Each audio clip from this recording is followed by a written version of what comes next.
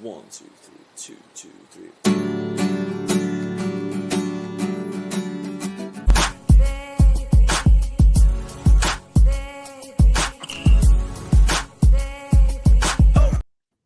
What's happening, y'all? This is Mirror Music. I'm Andrew. That's Coop. And today we're kicking back into our Grammy rehash series. We have spent a lot of time over the last year or so finding mistakes that the Grammy voters made. So we'll talk about maybe one of those today.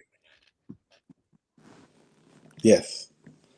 This might not be a fuck up, though. This might just be a matter of taste. Yeah, exactly. We're going to do the 1972 Grammy cycle, which was won by Carole King's Tapestry, which is not egregiously bad, honestly. We'll talk more about that in a minute. But while I was preparing for this, this is the list of albums that we're not going to talk about that also came out during this album cycle, which is between October 1970 and the end of September 1971. John Lennon's Imagine, Grateful Dead's American Beauty, Paul McCartney's Ram, which is my favorite of his solo albums. That's when he got tired of all the fame and just fucked off to the countryside and brought a drum kit and a bass, and he recorded it all himself. The Rolling Stones' Sticky Fingers, the Who's Next. That's the one where they're like peeing on the big thing and on the album. Yeah. That's the Teenage Wasteland. Bob O'Reilly's name of the song, but Teenage Wasteland. I mean, Behind Blue Eyes. That's a huge record. Allman Brothers Live at the Fillmore, which is their most famous. Led Zeppelin 3, Cat Stevens, T for Tillerman, David Bowie's Man Who Sold the World, Maggot Brain by Funkadelic. It's a huge list, and none of those are the albums that we're going to talk about, though I love John Lennon's Imagine and Grateful Dead's American Beauty particularly on that list. But is that the best stretch of catalog music that we have in the calendar news cycle, calendar cycle year? It very well could be. Like, I have not gone down any other list. Name some pretty impressive albums.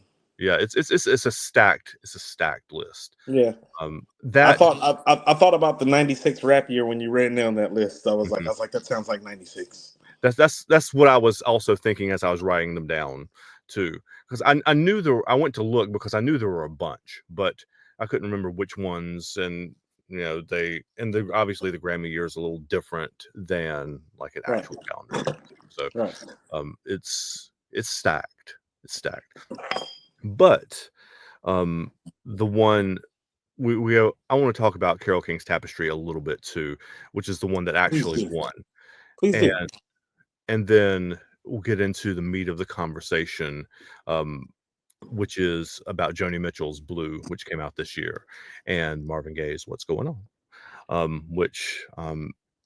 So I was thinking about this earlier this afternoon, and I've had this one kind of starred on our Grammy list for a long time, because I made this list, or a list-ish, like a year ago or so.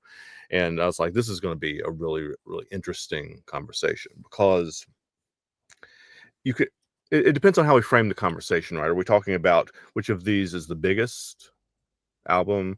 Are we talking about which of them is the most important? Or are we talking about which one of them is the best? Because I think of Tapestry, Blue, and What's Going On, I think you could have a different answer for each of those three. Define biggest. Is biggest by record sales? You can call it that, yeah. I mean, Tapestry is the biggest record sales of the three. What did Tapestry do? Like 7 mil or something like that? Oh, dude, Tapestry. I'll have to go look it up. But Tapestry, was it more astronomical than that? Tapestry was the biggest selling album by a female solo artist until Miseducation, and it may still be in the top 2 or 3, like now, present tense.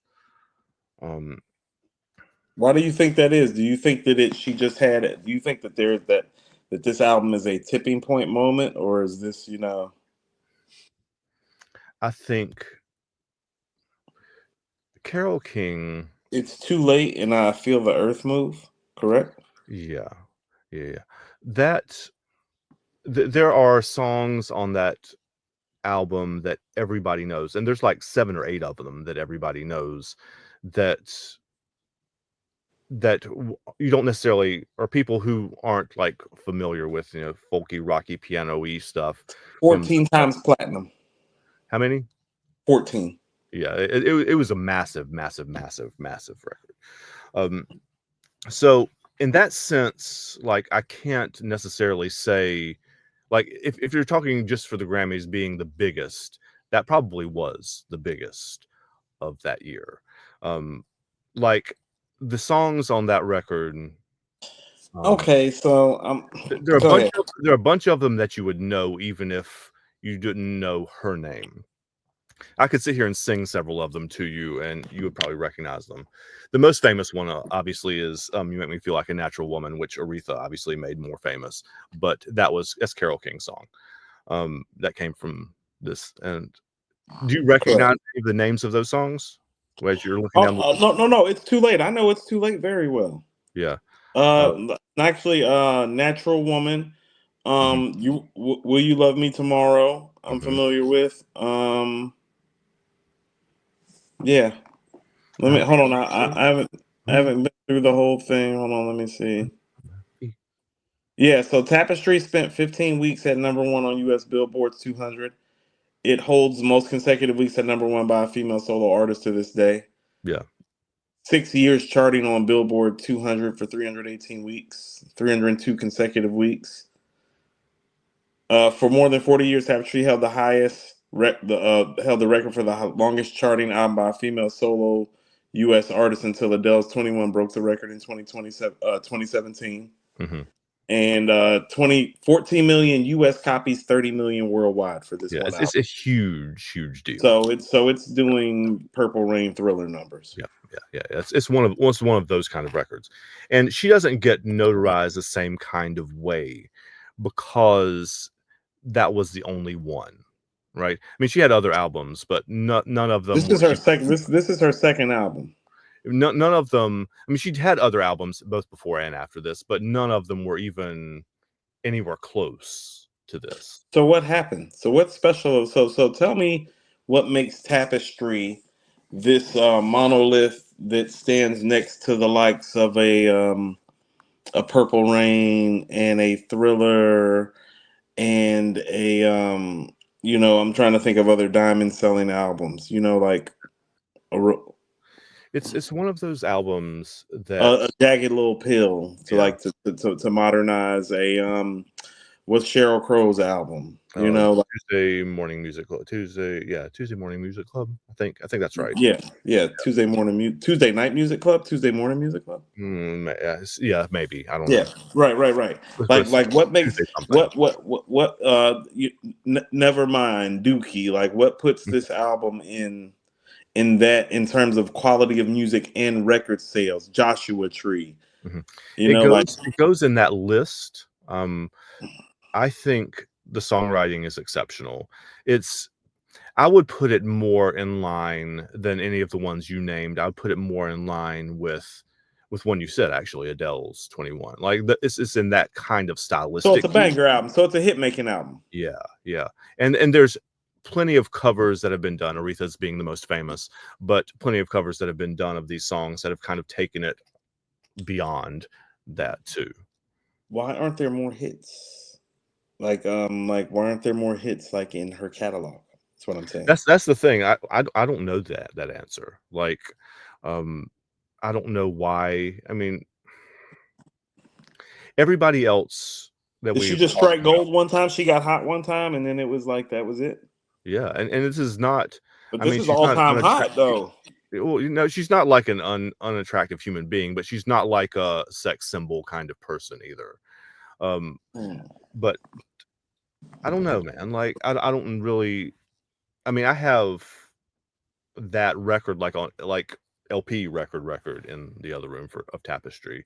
Um, so it's just I mean, it's it, there's it's songs that have like it, wormed their way into the zeitgeist. We've talked about that in like White People Land or whatever, but like there's songs that you would recognize if you heard them, even if you don't know them by the titles. Like even the ones you like named off, but um, you would recognize "I Feel the Earth Move." I bet you would recognize "So Far Away." I bet you'd recognize Beautiful. Is that Beautiful? Is that what's called? Hold on. Beautiful. Yeah, no, you're right. Beautiful. You've No, Got a you're right. Friend you'd probably recognize. Where You Lead, I No, I bet. know you've got a friend. I know you've got a friend. Yeah. It's one of the albums that I could, not all of them, but almost all of them I could How about continue this? without listening to it. Is it I'm looking at the time. Rumors by Fleetwood Mac. Is this Is like it as, that? I think it's It's one of those bigger, but not albums. as good. You said To it's me, bigger but not as good. yeah. Okay. I No, think okay. I think Rumors belongs in anybody's top 10 list of albums that have ever been made. I mean, You I think this is more like top 25 yeah. ish?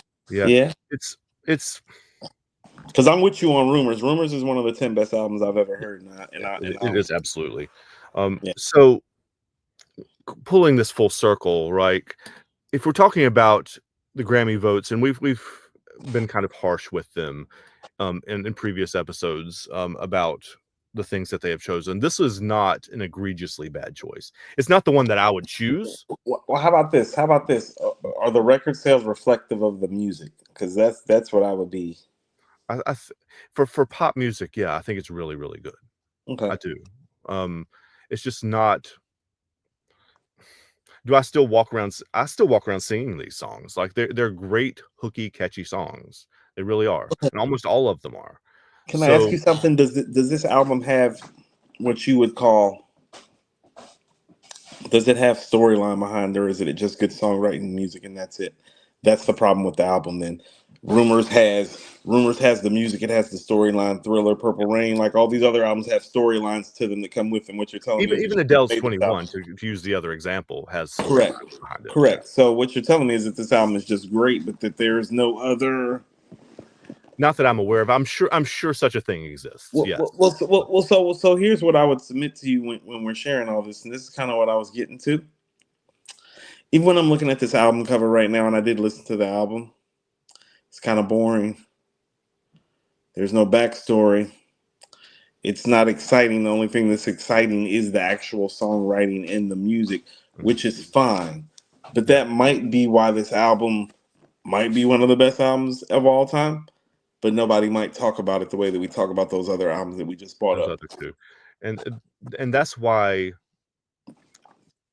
Okay, like how I about this? Is it wanted to better? give Carole King her flowers because I think the album's incredible. Like I wanted to say that, I'm just, and again, we I'm, have talked on this show a bunch of times about the Grammys getting it way, way wrong, and I think this is wrong, but I don't think it's that far wrong. I, as somebody that has been learning from you, I'm just asking this as like a litmus test in terms of stuff because I did find the album to be brilliant. So here's the next thing. So it's not better than Rumors by Fleetwood Mac. Okay. That's Okay. the number of albums that are better than Fleetwood Mac's Rumors is like 5 things, maybe. Or whatever. No. I It's don't. very I short. don't exist. I don't exist in this world, and I couldn't even tell you for certain that I know that 5 albums objectively are better than Fleetwood Mac's Rumors, and I don't exist in this world. Like there are albums that I prefer to listen to that Yes. I couldn't tell you are better if we're Right, just exactly, and that's why that's why I wanted to start with Tapestry, because we want to frame the conversation, right? Like absolutely, how are we deciding this? absolutely. So, is it better than Joshua Tree? We're talking about Tapestry, or are we talking about Rumors? Tapestry, no Tapestry. No, it's not better than Joshua Tree. I don't think Joshua Tree is better than Rumors either, but I think No, it's more conversational. yeah, So, because how about this? Okay, so here's how I'd look at it. For me, Rumors is a top 10 album all time. Joshua Tree's a top 15 album all okay, time. Tapestry would be the next box outside of that. yeah. Okay, so 2030, that's yeah. good contextualization for somebody like me. So to me, you're saying that it's not Joshua Tree, it's not Rumors, but it's better than Dookie. Probably, yeah. Yeah. Yeah. Okay. No, that's good barometer and litmus test for me for somebody that's learning your world appropriately as well. Mm-hmm. So that I know how to um so I know how to put the music on that bell-shaped curve Right. for its greatness. You know what I mean? So I know where it falls on the bell-shaped curve. So what I would tell you is that Songwriting is just as good as those albums that I just made. I think it's about the fact that there is no backstory and that it just is. Yeah. These I don't want to say boring because that wouldn't be paying respect to her. But Right. this album's not exciting, and I think that's the thing about the album. It's not exciting. It's some really, really beautiful woven love songs and Yeah. ballads, and Mhm. it's some of the best ballad love song stuff you'll find. Natural Woman probably being the top of that list because you could argue that Natural Woman is a top 10 song all time. I wouldn't argue with that. Right, you can make that argument that it's truly like it's And it's she it's wrote up that, there right? in the pantheon of great songs. It is up there, and so obviously the songwriting and the musicality and the capability is there.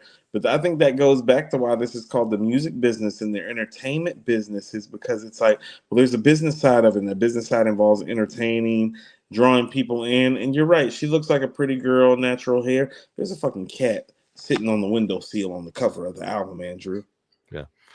And It and speaks, but it the most speaks. It speaks. and the other problem she has too is that the most famous version of the most famous song The best on the songs. album is not done by her, right? Like Yeah, I'm that. about to say somebody outdid her song. I still remember. I think she did a maybe it was a Rock and Roll Hall of Fame induction. It was something like that. I don't think it might not have been that, but something like that. Or maybe VH1 used to do a show called Divas. Yeah, I Like, remember like Divas. okay. All right. I think she may have performed that. And the closing song of the night was Natural Woman. And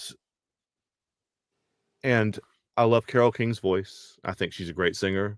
She was on she was on stage trying respectfully, God bless her, trying to sing the outro to that song with Mariah and Aretha, and like I forget who else was there, but just she does not have that voice.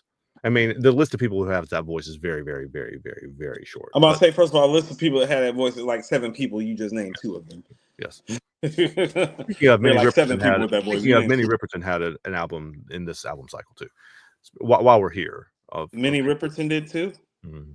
Okay, so you just named 3 of the 7 people with the voice. Yeah, exactly. So, um, it's yeah, it was an Yeah, unreal year for songs. because Um, Minnie's probably one of the few people that could outsing Aretha on that song. mhm. She Hmm. something else, something I else. mean, Minnie Riperton to me is the Freddie Mercury of black music. Mm. Yeah, like what Freddie That's why I is, brought her up because I knew you held her in very high esteem. the highest regard. She is arguably the greatest singer who've ever lived. Mhm. She's in that short conversation of people. She's Whitney, Mariah, Aretha. Yeah, Minnie Riperton is Mhm. definitely in that category.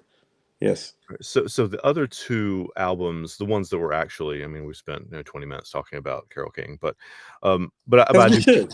important to contextualize what we're doing. Um, I would put if I were making an all-time list, I would put both of these two albums above Tapestry. Um, I would say I don't know if I want to get into this exactly. Which one do you want to start with? I want to start with Blue. Okay. And here's why I want to start with the Blue. I asked you the questions that I asked you intentionally because for me, first of all, when I say that I'm not certain that there are 5 albums better than Fleetwood Mac's Rumors, well, what's going on by Marvin Gaye is actually one of those albums that I feel that way about. And so, how about this?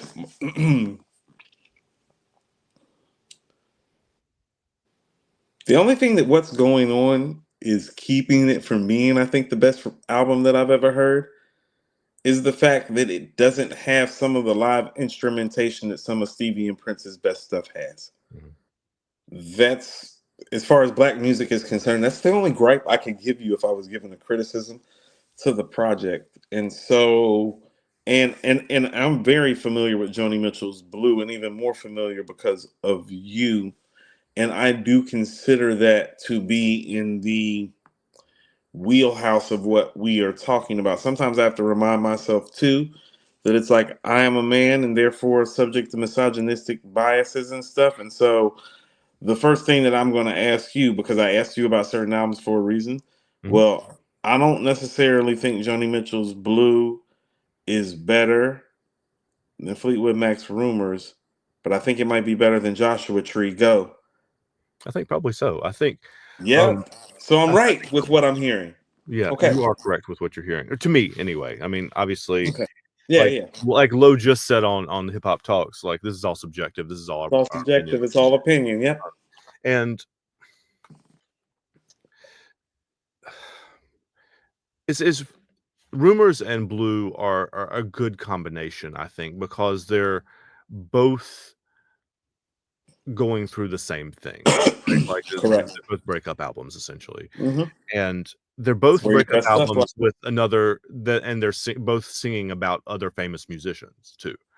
Um, I think there's an extra layer of viciousness in Rumors than there is in Blue. I think, there's a pettiness. There's a pettiness. yeah, Like Blue has a mourning, yes, exactly. a mourning to it that Rumors doesn't have. Rumors has a fuck you to it. Yeah. No, Rumors, we will do. I want to do an actual episode on Rumors, or so I guess we'll do that when we do Grammys of '77 or whatever it was, or '78, whatever it is, because that one's pretty clearly the one, and I think it actually did win that time Yeah, too. it did. It's No, one of it the ones did. they got right. I would like to do that next because Okay. we've talked. About to say, I think as long as we've been doing this, we've probably talked about Rumors by Fleetwood Mac as much as we've talked about any album. Yeah, Like at least period. use it as So a reference, like a touchstone for sure. It's yeah, like it's Top Talks in the Purple Tape, right? Everybody, no, no, no. It's yes, it's a keystone conversation for music, in my opinion.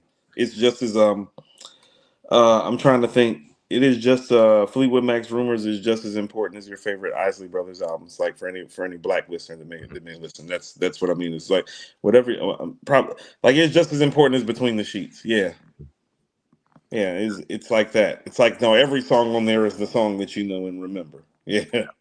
and I mean, Rumors, again, we're getting off subject, but um Rumors, that intensity comes from the fact that they're singing the songs to each other, like the person that they broke up with. And there's two groups of people that are breaking up at this time in that group, Right.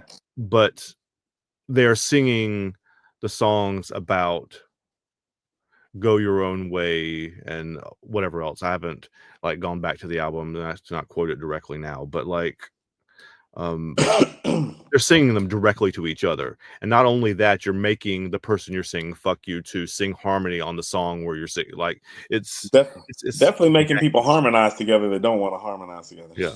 It's and honestly, a lot of them still don't like each other. I mean, like it's still they still perform together, but like again, that's not the purpose of this. I think your characterization of Blue as mourning is an apt and her lyricism is, we've talked about this in previous episodes about Joni Mitchell, one of the very greatest of all time. Maybe if you wanted to argue that she was the greatest lyricist that's ever lived, I wouldn't argue with that. Well, how about this? Sometimes you'll like this because you're the one that kind of exposed my mind to this and really got me to think this way. Well, she very much is as a music writer what Toni Morrison is to book writing. Yeah. Yeah, she's very much that. She's very much that motherfucker. So, Mhm. if you told me that she was the best person to ever put pen to paper, it's like, well, I don't have an argument against it. So that means she's in the conversation. Yeah. Yeah. And Joni's a painter too, like an actual. She's a You painter can with tell. lyrics, No, obviously, you can but tell. like a No, you painter, can like tell. actually physically with like all of the album covers, not Blue, but because that's a photograph, but many of the album covers you see, especially throughout the '70s, are her paintings, as well. It's funny. She has a softness to her, but she has a steely nature to her. Mm-hmm. She has And both. my daughter is that way. Mm-hmm. Like my daughter has a really, really softness to her. My daughter is an artist, and so that's why I'm Mm-hmm. saying this because, like, when you said that, I reminded myself. It's like, oh no, my daughter writes, paints, draws. Like, I'm having the neighbor make a bookshelf. I just came to my daughter one day. I was like, draw me a bookshelf. She was like, okay. She hadn't drawn in years. She just drew the bookshelf and was just like, yeah. she was like, here, she was like, we want to stack it like this and make it look like that. And I'm thinking, like, yeah, I knew all I had to do was ask you, you know? Yeah. And so I think, well, I mean, here's the thing about being great. When you're great, all you need is a canvas. Yeah. And when a great artist has a canvas, an inspiration, no Mhm. matter what the inspiration may be, I think you're in for some breathtaking moments. And so, like most artists, it seems Joni's greatest strength and greatest pull comes from the aggravation of failed relationships. Yeah. And Yeah. so when you take, you know, because I'm pretty certain she is very much like my daughter in the sense that she cannot do something for 3 or 4 years, but if you just asked her to pick it up Hmm. and do it, she could just like do it better than everybody else. But when you aggravate somebody that has those types of gifts and they start like applying the gifts to Hmm. whatever it is that's aggravating them, like they start keying in and focusing in, it's like, that's the type of shit that you get Joni Mitchell's Blue, you get Michelangelo's David, like you start getting that shit. And so I think because of you, I've gone through her catalog now. It is her purple tape, Illmatic, so to speak. Yeah. It is one of the best pieces of musical work that I've ever heard. What I really think it is more than anything else, and this is why I bring up the morning thing. And you and I just got done recording another episode where we were talking about the Deontay Hitchcock Hmm. album, which is a breakup album, which is kind of funny. It seems like we're Yeah. in Lover's Lane again. Yep. Um, Well, we're talking about great music, and a lot of that is about those yeah, subjects. it's about breakup. Yeah, it's about the love. It's about the breakup. It's about the come together and the breakup. But Joni Mitchell's Blue, quite frankly, is the best breakup album ever, and that's really what it is. Hmm. Like, there's not a better breakup album than that. Like, I mean, because here's the thing: you want to know what it is? It has everything that "Here My Dear" by Marvin Gaye has, except for it's actually more accurate and concise and better written, Hmm. and is actually more palatable in terms of like the singles, because they're actually singles that you can actually like play on Right. And contemporary radio for the time. and the thing that this has that Rumors doesn't, that Jagged Little Pill doesn't, is those albums are furious, right? Well, And I said this hurt. album does have fury to it, but it also has sadness. It has all of the has the You full want to know what spectrum of you want emotions. to know what it is? Rumors and Jagged Little Pill don't have the ability to put you in a state of depression. I don't know how else to put it. Mhm. Blue has the ability to make you kind of feel like if you're going through the breakup, it's like that may be the album that gets you through the breakup because it takes you to the bottom. Right.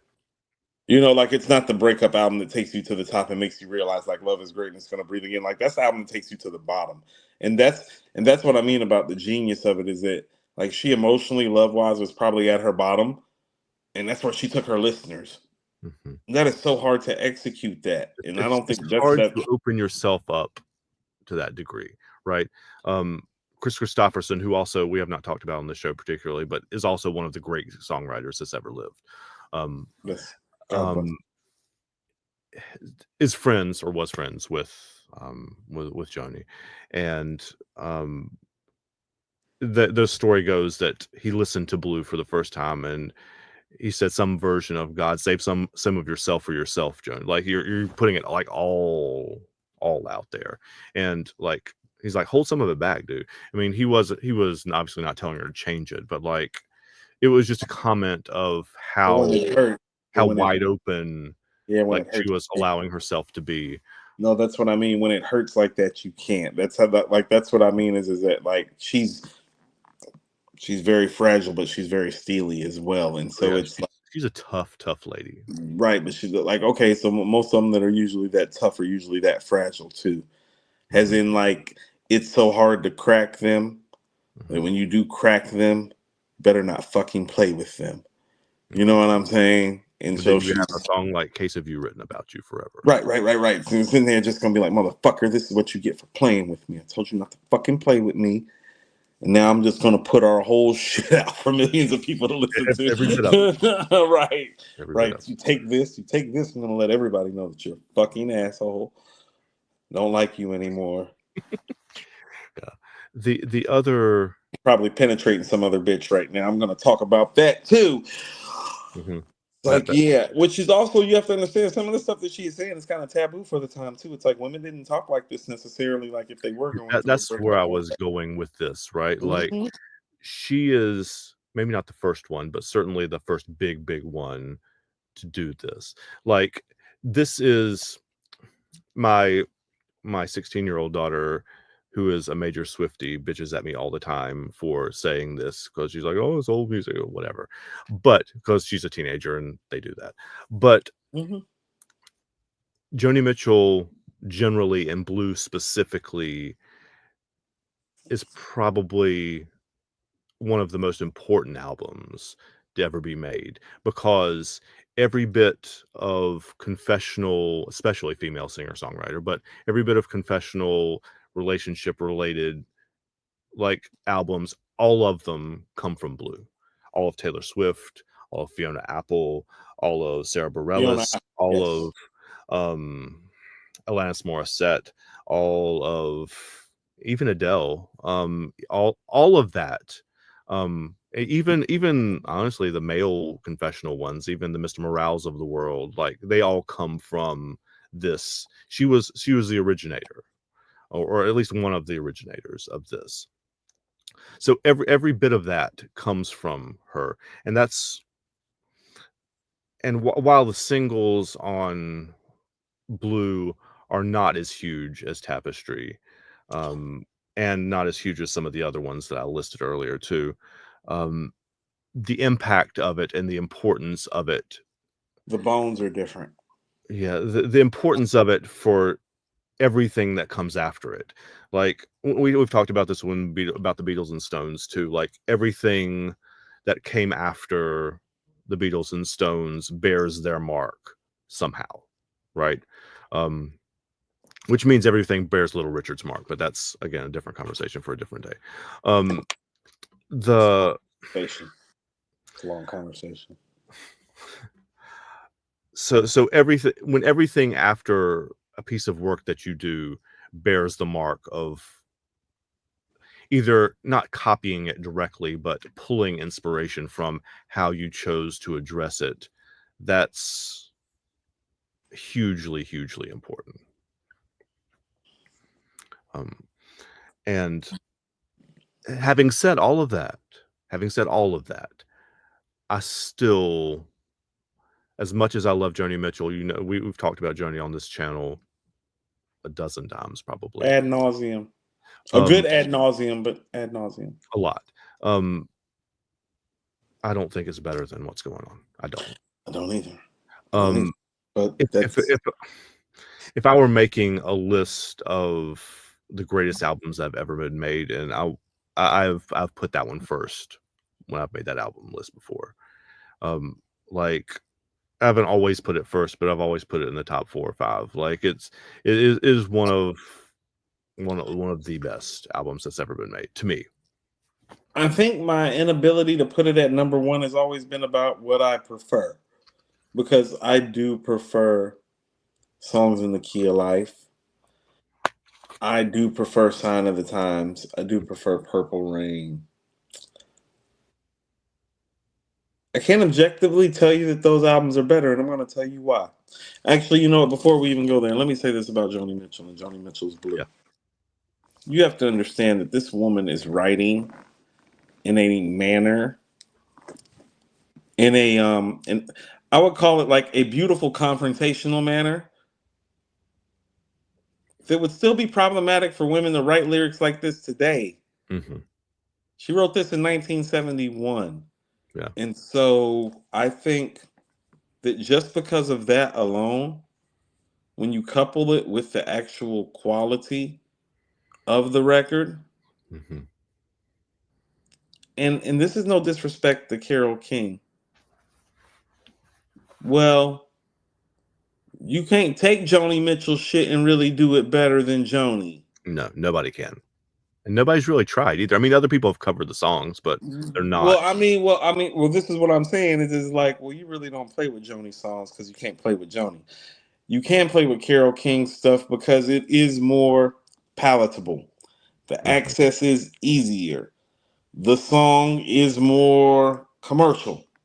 mhm, The songwriting is beautiful, but it's beautiful in the accessible understanding of it. mhm, As it has a broad ethos. And you make me feel like a natural woman is it's a much easier pill to swallow than fuck you, you asshole. I'm going to go fuck another famous singer. mhm. All right. It just is. It just is. You know what I'm Yeah. saying? And then And it's like literally, like, and you want to know what's crazy? And because I was looking this stuff up, and I don't, and I'm not taking anything away from Carole King.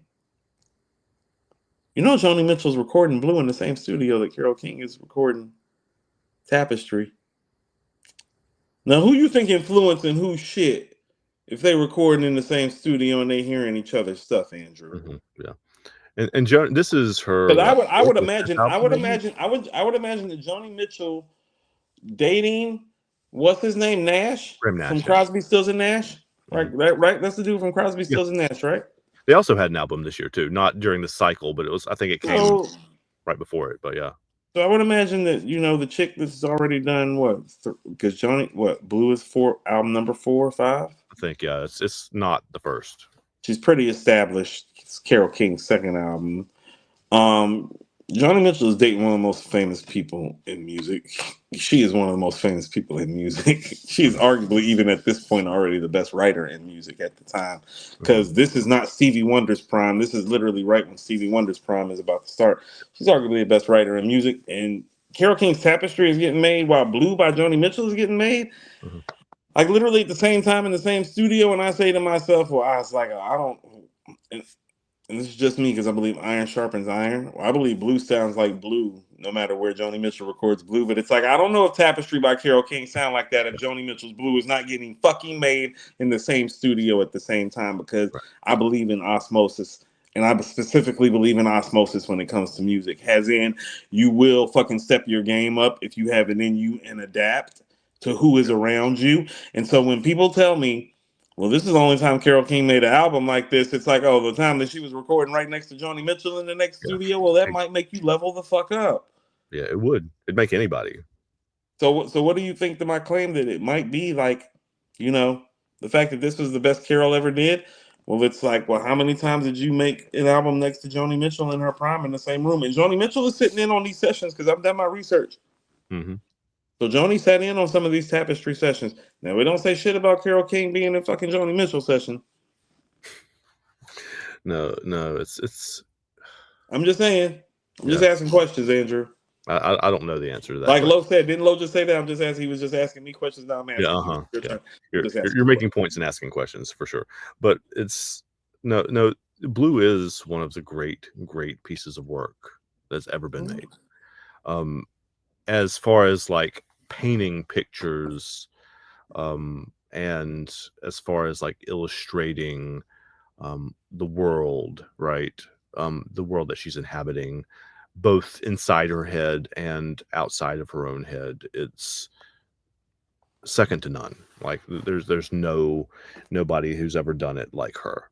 Um, and it's timeless too because people you talked about when we talked about the Deontay Hitchcock album, like how those songs had special memories for you, like they touched Mhm. particular memories for you.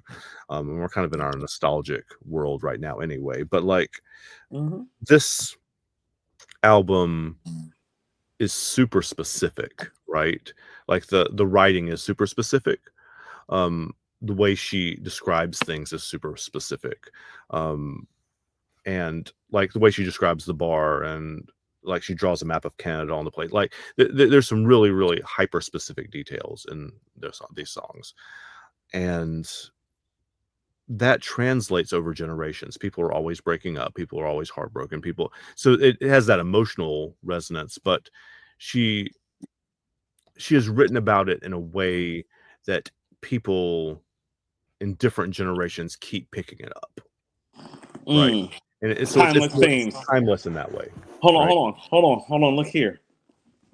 A woman feeling scorned by an asshole man might be the most timeless theme of all the timeless themes. Right, exactly. And Coming so, from but mirror music, yeah. so when you were talking about other women's ability and men's ability, genre wise, to pick it up, well, that's because our best writer wrote on our most timeless theme. That's usually what happens. That's how you get Blue. That's how you get Illmatic. Yep. When your best writer, when your best writer focuses on timeless themes, those are the best music. It's the best Beatles stuff. It's the best Rolling Stone stuff. It's the best Nas stuff. It's the best Joni Mitchell stuff. Yeah. It's when people It's the get best in Marvin their Gaye zone. stuff, actually. It's when people get in their zone because what she does better than any woman that I've ever heard in my life, she explains the pain that a woman feels better than any woman that I've ever heard. And a woman being scorned is one of the timeless themes of life. And Blue is it's her Woman Scorned album. Yeah. It just so happens that the motherfucker's famous. Yeah. And actually, I think technically at the time, more famous than her. Oh, yeah. Because I don't think she became more famous than him until she talked about his ass. Yeah. And then people realized, I think the chick he just broke up with might be more talented than him. Oh shit. Yeah, he has no solo album. I mean, he does have solo albums, but respectfully to Graham Nash, he does not have any solo albums that come even close to any of her top 3 or 4 albums. 6, Right. 7 Right. Yeah. Right. She has a ton. His best album might be her 5th best album. Mm-hmm. And now, like Deja Vu, which is the Crosby, Stills and Nash album that comes out shortly before this, I think, is accepted as one of the great folk rock albums too. But that's not just him either, right? So,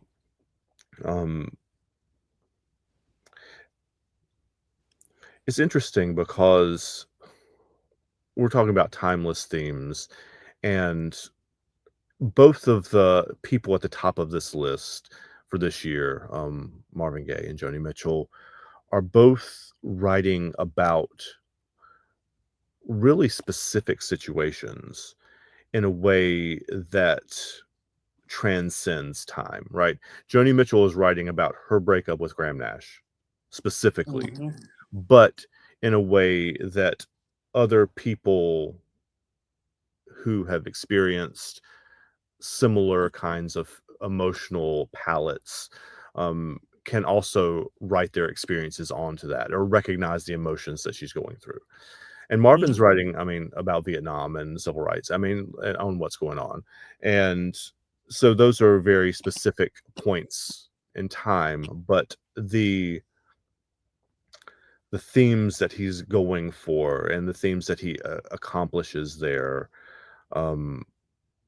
transcend that album as well. Okay, so first of all, the most fascinating thing about what's going on by Marvin Gaye is that no artist ever, and it's never going to happen again. Nobody's been as far along in their career as Marvin Gaye was in his career and made a project like this. Yeah. Like, if I'm not mistaken, what's going on is Marvin Gaye's like 11th studio album. For real? I didn't know it was that late. Yeah. People need to understand Marvin Gaye's been around since the late 50s, as in 57, 58, 59. Okay. So in 1971, oh no, he's OG. He's already about 15 years in. And he was part of the core of Motown's hit machine, as in these motherfuckers made an album every year. Right. I heard it through the grapevine alone has a single sold 4 million copies. So he's a big deal in 1971. He's as established a black artist as a black artist could be in 1971, right. As a matter of fact. You know? Like, and this is what I mean, is like, oh no. Like at this point, what Ray Charles and BB King and Little Richard do has been replaced with what Marvin does. Stevie's Mhm. bringing it back and kind of keeping it alive, but Right. Marvin is the deal. The Temptations are the deal. The Four Mm. Tops are the deal. Like this is black soul music at its pinnacle, so to Right. speak. Um, and if I'm not mistaken, which song is it? The you know, I think what's going on. Mhm. You know what's going on was for the Four Tops. Was it really? Yeah, the person who wrote I can I forget imagine the somebody guy's else name. singing that besides him.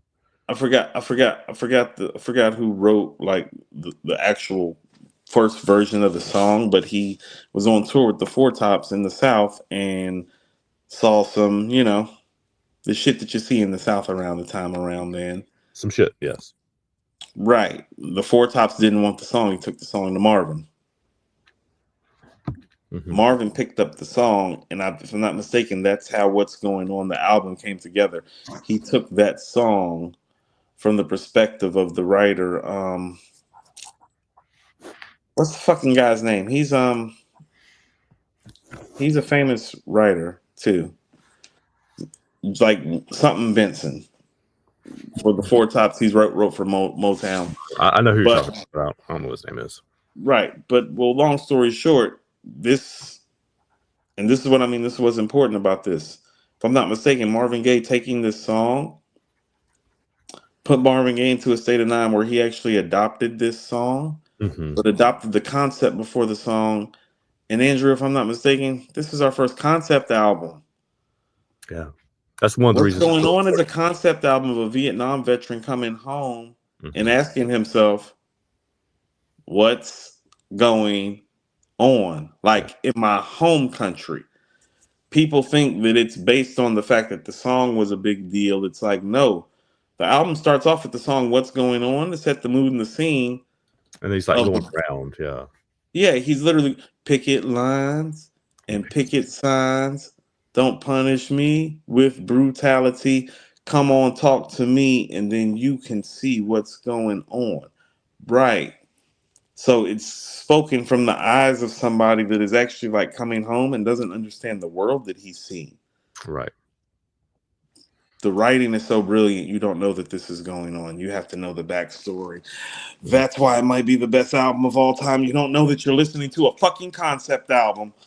Yeah. I was a grown ass man when I realized what's going on with the concept album. I've been listening to it my entire life. That's why it might be the best album of all time. That's where it kind of takes off from other albums. It's like, oh no, it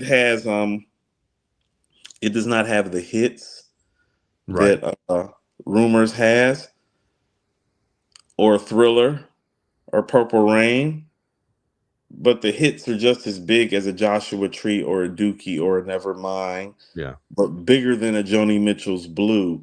Oh yeah. But They are writing bigger than Johnny's for sure. but writing wise on par with Joni Mitchell's Blue, like it might He's be just the doing a best different album. thing. Yeah.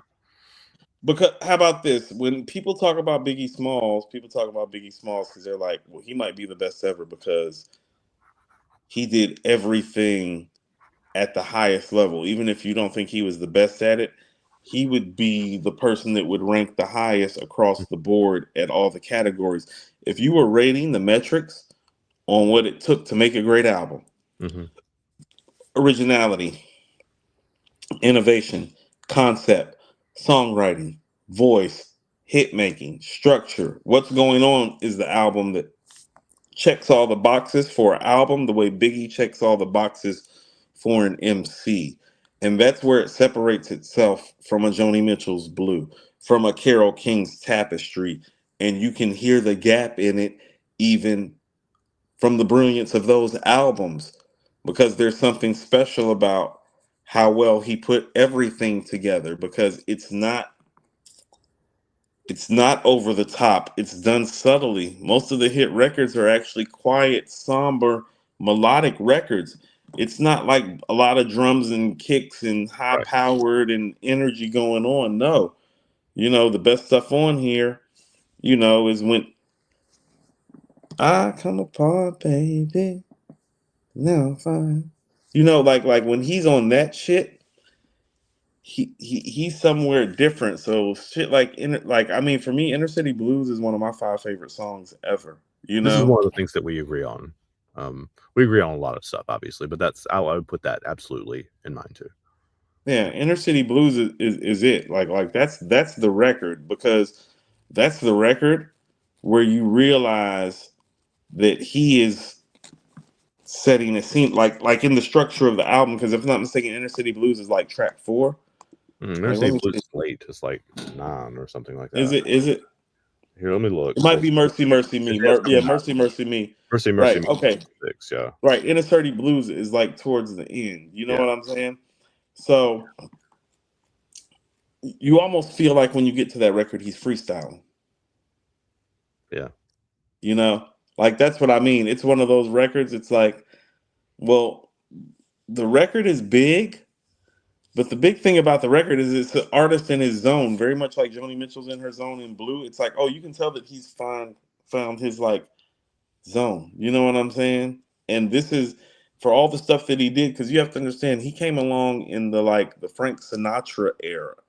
You know, smoking a cigarette on a bar stool era. Like he went from that guy Yeah. to a Motown guy to this like consciously aware man that is speaking from the perspective of a Vietnam veteran from the whole album.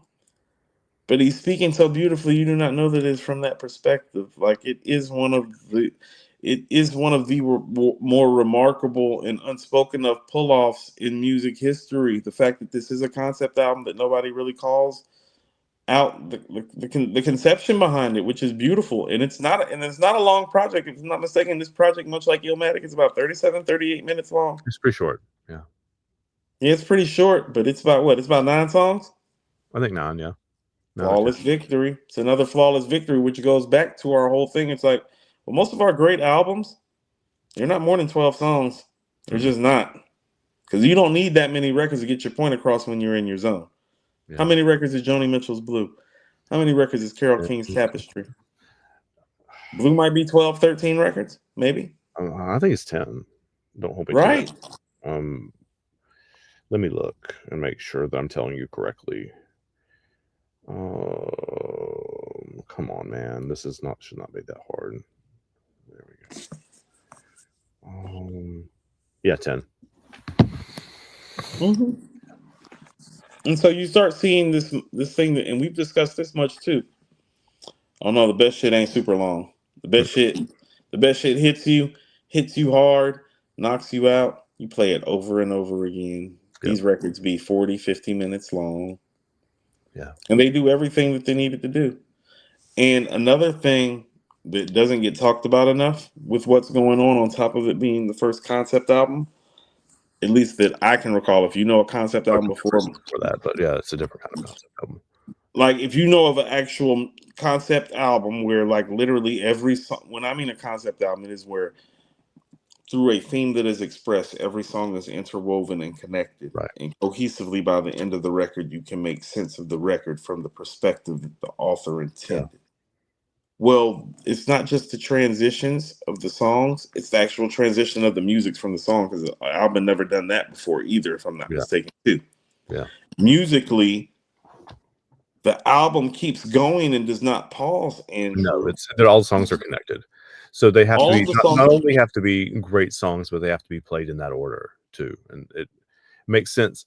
And that's one of the things that separates it from basically every other album that's ever been made for me, is that it functions both as a series of very good songs and as a single piece of music from end to end as well. Okay, so I took all of your notes last episode, but you just took my best note, Andrew, which was what I was about to say. The album, what makes it arguably the best album of all time, is the fact that it actually exists separately just as well as it does together. As in, when you break these songs up, they're still fucking flawless. When you put them together, it's even more flawless. Yeah. It is a masterful piece of an album, because what I will tell you about A Purple Rain and A Sign of the Times and the songs of Key of Life, there are greater songs on those albums. They don't have the cohesion of this album. There's no album that I know of that has a other than like jazz albums maybe, but like there's Mm, not I don't, there's not there's I don't not. know. This might be and Andrew, you're saying something right there. When you said that, I thought to myself, it's like, oh no, I think this is more cohesive than Bitches Brew. Yeah, it is, and Kind of Blue, and um, the only one that fuck was it? Love Supreme is high. What, Coltrane? That's the Coltrane. Yeah, Okay, that's Love Supreme might be the most complete jazz composition I've heard from beginning to end if we're talking about completeness, but it doesn't. It's hard when shit doesn't have words to compare it to something with yeah no. words. It, this is I was kind of recognizing this as you were talking, and the so the three albums that we've talked about like live in tears. I hope I can get this out because my brain is very tired. Tapestry exists in a realm of having really, really, really great songs, and Blue exists in a realm of having really, really great songs that also connect with people on a personal level. Connect with their core. And What's Going On has albums has songs that are incredible songs that connect with people on a personal level that also touch like a wider cultural. Societal fabric Yeah, touches the societal fabric. that to me, if you're breaking it all the way down to the roots, is the difference for me. Like between like why I would say that this is the best one of No, I those love three. that. I love that. I love that. No, no, no, because what you're telling me is that like, oh no, like what you're saying is that Carol has the music, so she has your attention. Hmm. What you're telling me is that Joni has the music, but she has your heart, so she has your attention. But you're telling me what's going on. Oh no, they got the music, they got the heart, they got the mind, they got the soul. Yeah, Yeah, yeah, yeah, love it, yeah. love it, It's absolutely. it's a Love how we different. always get here. Love how we It's always a get here. beautiful thing, right? And we said it was gonna be a shorter episode, but, I We was lied. We lied. It's I still was gonna we be an lied. hour. We My bad, lied. guys. But no, like, I was partially hoping for that because I was tired, and right now, as we're recording this, is after midnight. Um, but Absolutely. but also I was Love it. thinking about if we're talking about these 3 records, there's no way we're going to be able to do this in a short amount of time. Um, it's a different kind of heartbreak Marvin is, right? Like, this is I mean, he has lots of songs about This is a heart. societal heartbreak. Yeah, right. That's what I mean. This is different. This and that might be the part of it that digestibly probably hit people differently is that this is the first like it's almost like he's breaking up with society, Mhm. you And know? think about, like, his other most famous songs, right? Like, Well, Sexual up to this Healing point, his most and Let's famous Get It song On and Heard It Through well, the Grapevine, like, all of those well yeah, I'm are. about to say well his most famous songs up to this point are like you're right, it's Distant Lover. I heard it through the grapevine, got to give it up. And the Tammy Terrell stuff. Right, And you know, Tammy getting diagnosed with her brain condition is part of what put him in yeah, the frame of mind to even write this stuff because he loved Tammy, even though, you know, yeah, like he loved Tammy. mhm. Like, Tammy probably the woman he really wanted. She out here fucking with David Ruffin punk ass. Anyway, Different story for a different day, right? different story for a different day. No, um, But actually, I think this is good that we got here. No, no, no. That synopsis that you gave is actually where we need to leave it because that's actually where it is and where it exists. And I think it's actually very, very rare. And here's how I know we've gotten good at this. We just talked about 3 of the 25 greatest albums of all time, and we gave each one of them about 20 minutes apiece and was actually able to get in and out. See, we are masters of our craft too. amen, Absolutely. amen, amen. No, so So, to not to put too much of a bow on it, but I think I knew that What's Going On was the album of the year and like in the cycle. Like I knew that. I did want to talk about the others because I think they're both very important too. But I mean, like I would make playlists when my kids would write journals in their class in and I like don't, my classes, and like songs and I from don't all want to different be. genres, all different places, and all different directions and stuff like that. And I always have a great mix for them, right? I would sit there a couple times a semester and just play this album, just And play what's going on. and when you were talking, I just realized this. You know. This was probably the album that broke through into white people's consciousness and enabled Stevie to go on his Grammy run. Mhm. Like, what's going on by Marvin Gaye? Like, when you talk about, how about this? What Joni Mitchell's Blue is to writers Mhm. is probably what Marvin Gaye's What's Going On is to black music in terms of the gateway of the door being opened. Because Yeah. what he did with that album, he became more than an entertainer. Yeah. Exactly. He became somebody that had a social consciousness that rivaled somebody like a Joni Mitchell. Mhm. And that changed everything for black music.